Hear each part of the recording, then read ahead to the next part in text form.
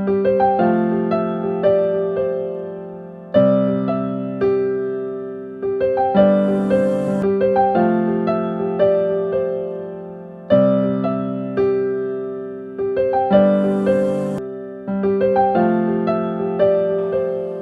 you are spending money on those who are involved in rice cultivation, why aren't we spending money on those who are involved in animal husbandry? Why? And that the only way we can do that is to take them off this anachronistic way of having to herd cows from Kara Namoda to Lagos. It does not make sense, not in this century. It is for us to encourage ranching. My brother governor from Kano has been very forthright in this matter. He also supports ban on open grazing. He has said so in many of the forums. In a number of the fora, he has said so without missing word. Because he says that he was able to define it. You see a herder, and you see how poor he looks, and you see his head is worth millions, then there's going to be some problem. He remains poor and is herding animals that are worth millions. There is a problem.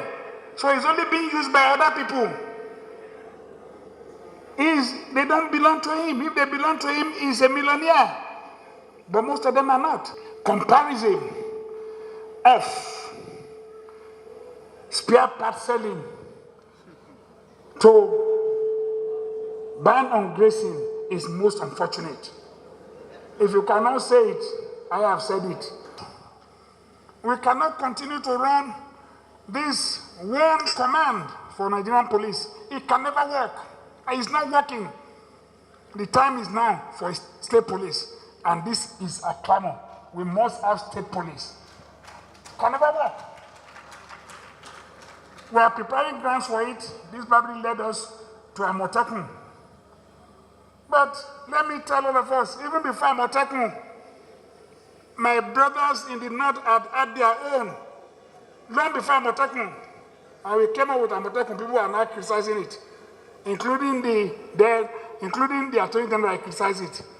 And I said to him, go to court, we'll meet in court. No, man. Maybe you don't come up and just say things and play to the gallery. Amotekun also has come to stay. Nobody can change it. So I'm happy that my brothers in the East, they have started. Ebube. Abi? So that one has started. It's a good one. It's a good idea. Strong. Because we have a duty to protect our people.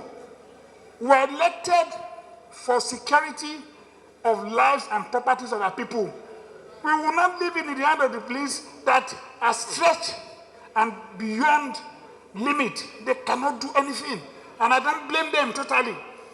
So we will protect our people. When the issue of header farmer case was mentioned, it came first from my brother, the governor of Ondo State. And I had to even mention one of my colleagues, the governor of Benue. I was not doing that to disrespect anybody. What the governor of Ondo State said is true. And we as PDP governors, we sat down here last week and agreed and endorsed the position of the southern governors. We did that with a lot of moderation after thorough discussion of the issues. What I am against is ethnic profiling, criminalization of the Fulani herdsman. I will never agree that all Fulanis are criminals. But certainly we agree that ranching is the way to go so that we can improve, because it has been in other places. But we should be very careful not to get engrossed in ethnic profiling that will make us hate each other, at the end of the day push us to the precipice where we'll be having another war and disintegration. A Fulani man is my hero as much as the Inewi trader who defies all the odds, ethnic clitoris, and other geographical challenges to be where he wants to be. He's a Nigerian. You are lawyers. Where are our fundamental human rights? The right to residence, the right to be citizens, to be everywhere so long as you follow the rule of the land.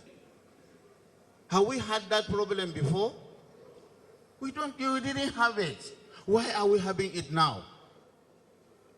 It is because of the cluelessness of this administration. It is because we have not been able to find out what is the problem. From where are this brand of Fulani men coming from? I'm talking about injustice. Now, intellectual injustice. That a child of 9 years, 12 years, at most 15 years, is made to travel 1,000, 2,000 kilometers away as a header from Niger, passing through Sokoto to Kaduna to Port Harcourt on foot. For me, the injustice done to that little boy is more important than all the discussion put together. 30 years ago, this country said it doesn't matter when we had out-of-school children in Borno and in the Northeast. And it didn't bother us. Only 30 years later, we are talking about Boko Haram. The Boko Haram we have today is as a result of this nation's ignorance towards the child education in the Northeast. And today, we have 14.5 million children out of school, for crying out loud, in the Federal Republic of Nigeria, most of them from the North. Again, it doesn't matter. In the next 30 years to come, what is happening today will be a child's play if nothing is done.